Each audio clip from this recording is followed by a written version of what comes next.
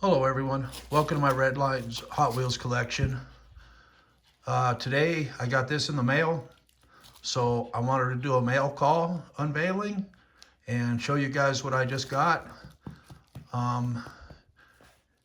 This car in particular is kind of hard to find with good tampos on it. If you know anything about these, some of these Hot Wheels, you have some of the rare colors or rarer colors, and this is one of those. But to find one with good tampos on it is really hard to do.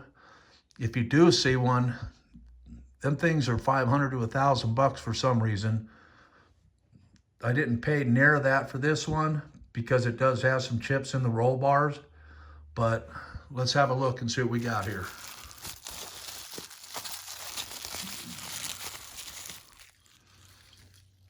There we go. So it's a yellow Baja Bruiser. It's got a really nice base. Look at those tampos, guys. Like I said, a lot of these are hard to find because these tampos just got worn off. So it does have some chips in the roll bar, but I'm absolutely okay with that. 100%.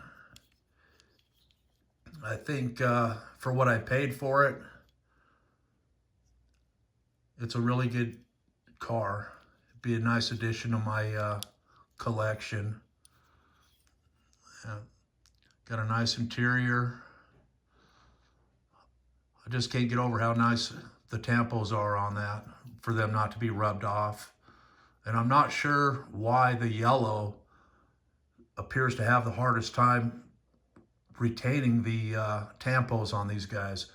So they did blue and white and a few colors like that, but those tampos just didn't seem to wear off as much as these guys did on the yellows. So, motor sticking out of the hood. Really nice design.